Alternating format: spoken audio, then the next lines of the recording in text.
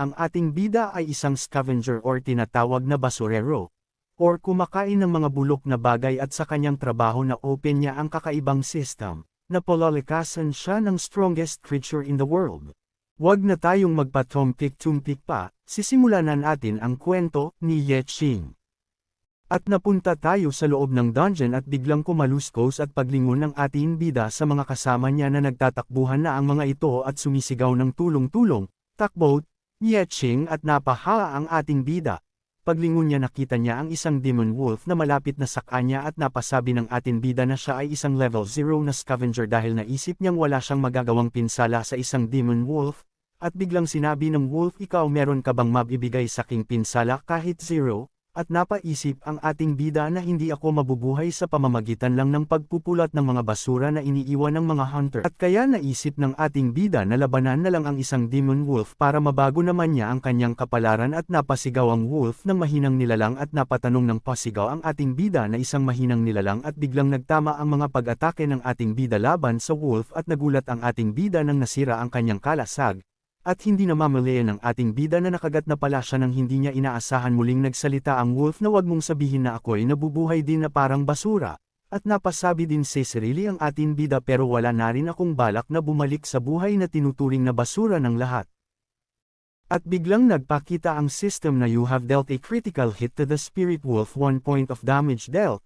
At biglang nagising ang ating bida sa pagkaiglip dahil sa kapaguran kaya nakikita na natin ang ating bida na naglalakad papasok sa portal at pagkapasok ng ating bida.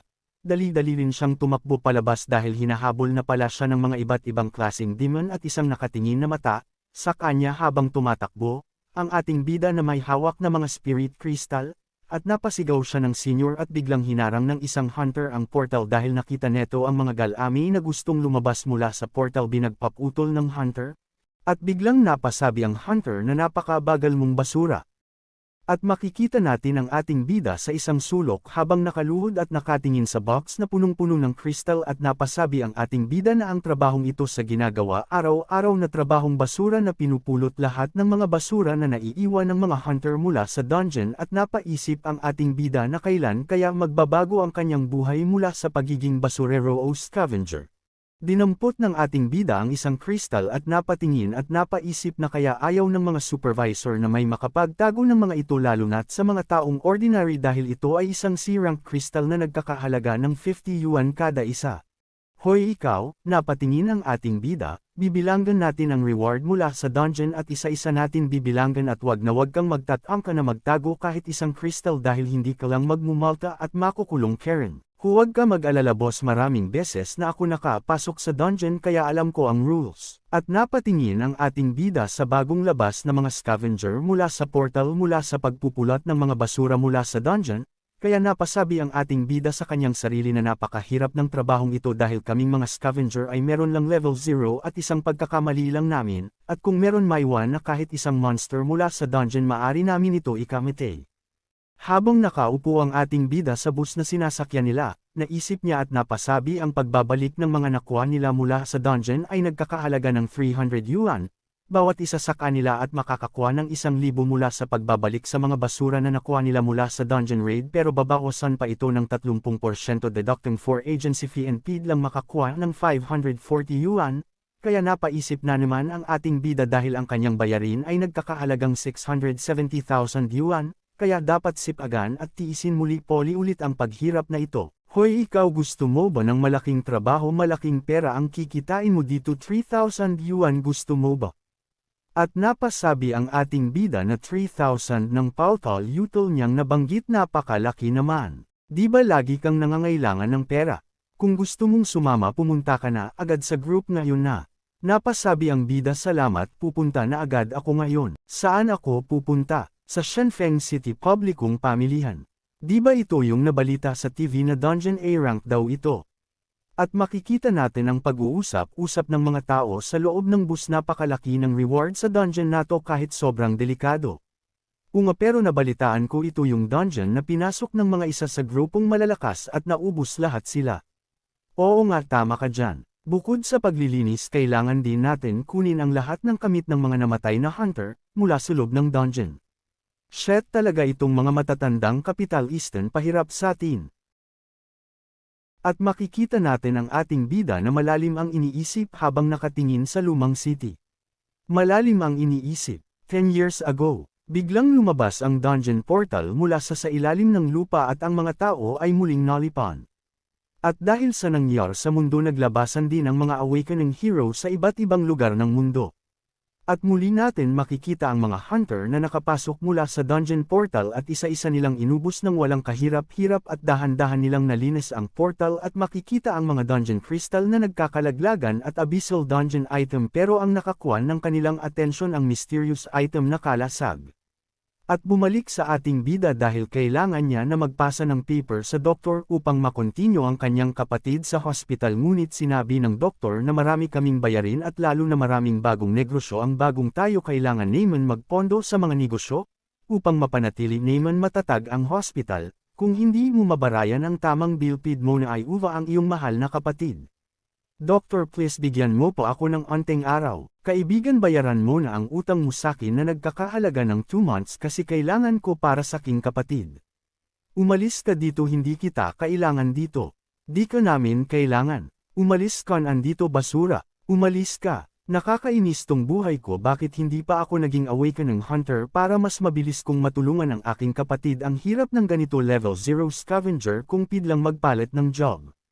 Etong job ko ang pinaka-useless sa lahat. Kunin mo itong loan sa loob ng 1 second kung hindi ko na iaalok ito ulit sa'yo di ba kailangan ng iyong kapatid. Napatingin ang bida habang makikita pa natin sa mga mata niya ang mga luha, pero bago mo tanggapan ang collateral neto ay sobrang halaga kapalit neto ang iyong organs. At makikita natin ang ating bida na napahinga ng malalim, at biglang naputol ang katahimikan dahil biglang sumigaw ang kanyang kasama. Na alam mo ba ang ginagawa mo ang pag-utang sa trading market ay isang delikadong hakbang dahil pag hindi mo nabayaran ang inutang mo kukunin nila ang iyong kidney, alam ko yun pero kailangan ko para mabuhay ang akin mahal na kapatid dahil sa gamot pa lang ay kulang na ang kinikita ko, at sa malayo nakikita na ang Violet Portal Dungeon Underground City of Shenfeng City Antas B-Rank Abyss na nagpapakita na hindi basta-basta ang papasukin nilang portal.